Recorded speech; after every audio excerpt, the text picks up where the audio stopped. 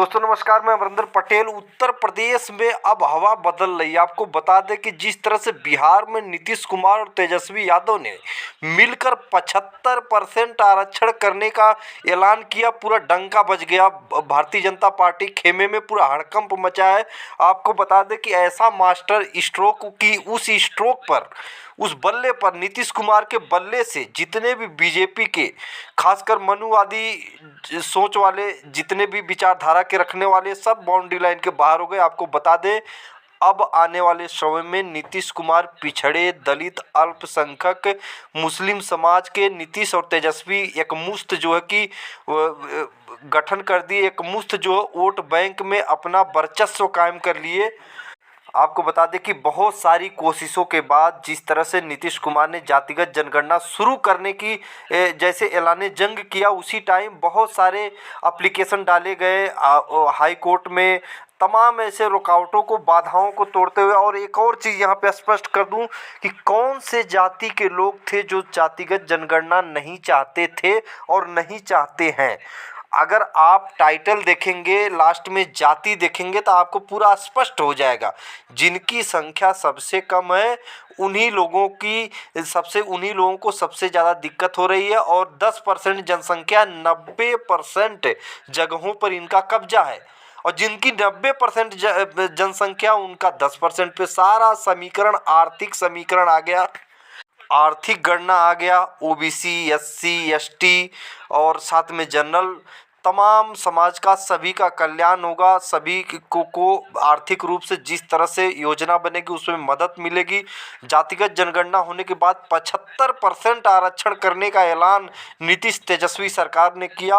उत्तर प्रदेश में भी अब ओबीसी, एससी, एसटी के लोग जो कि भारतीय जनता पार्टी के जो आपको जिस तरह से सदन में अखिलेश यादव लगातार आवाज़ उठा रहे हैं कि जातिगत जनगणना होनी चाहिए आरक्षण का, उसके बाद जो कि किया जाना चाहिए कि आरक्षण जिसकी जितनी जनसंख्या उसके अनुपात में, उसी के अनुसार उनको जो कि आरक्षण मिलना चाहिए। अखिलेश यादव पूरी तरह से भारतीय जनता पार्टी पर अटैकिंग मूड में है।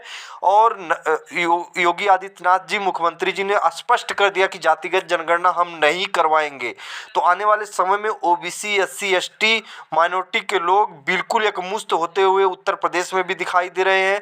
जातिगत जनगणना का मुद्दा और 75% आरक्षण होना चाहिए, ये मुद्दा जो कि भयंकर रूप लेता हुआ, विकराल रूप लेता हुआ उत्तर प्रदेश की तरफ आ रहा है। आपको बता दें कि बिहार से हवा आरक्षण वाली, जातिगत जनगणना, सामाजिक न्याय वाली हवा आंधी की तरह जो कि उत्तर प्रदेश में फैलती हुई नजर आ रही है। और ओबीसी, एससी, एसटी के लोग बिल्कुल जागरूकता की ओर बढ़ते हुए नजर आ रहे हैं।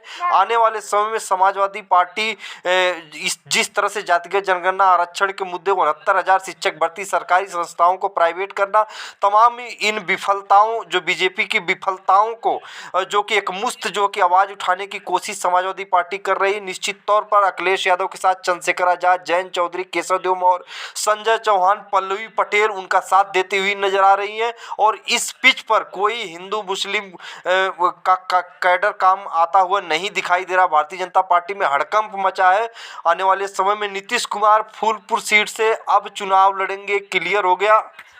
पल्लवी पटेल नरेंद्र मोदी साहब के सामने खड़ी होंगी। भारतीय जनता पार्टी के पसीने छूट रहे हैं कि ये जो आरक्षण 75,000 ओबीसी, एससी, एसटी का जो एक मुश्त होना, और नीतीश कुमार का फूलपुर से लड़ना, और तमाम उन सीटों पर प्रभाव उत्तर प्रदेश के पूर्वांचल पे पूरी तरह से डालना। आजमगढ़ से शिवपाल सिंह यादव, आपको बता दें कि जिस तरह से ये एक खबर है, जिस तरह से एक समीकरण, रणनीति अखिलेश यादव, नीतीश कुमार, तेजस्वी बना रहे हैं, निश्चित तौर पर भारतीय जनता पार्टी खेमे में हड़कंप मचा। दिल्ली से लखनऊ तक बैठक का दौर जारी है, लेकिन कुछ समझ में नहीं आ रहा कि ओबीसी, एससी, एसटी को कैसे रोके, क्योंकि उनको पूरी तरह से स्पष्ट हो गया कि अगर हमारा हित है तो समाजवाद है। एक तरफ बिहार में समाजवाद सरकार ने जिस तरह से फायदा पहुंचाया ओबीसी, एससी, एसटी समाज, अल्पसंख्यक समाज को, उसी तरह अब जो है कि उत्तर प्रदेश के लोग भी सोचने लगे हैं।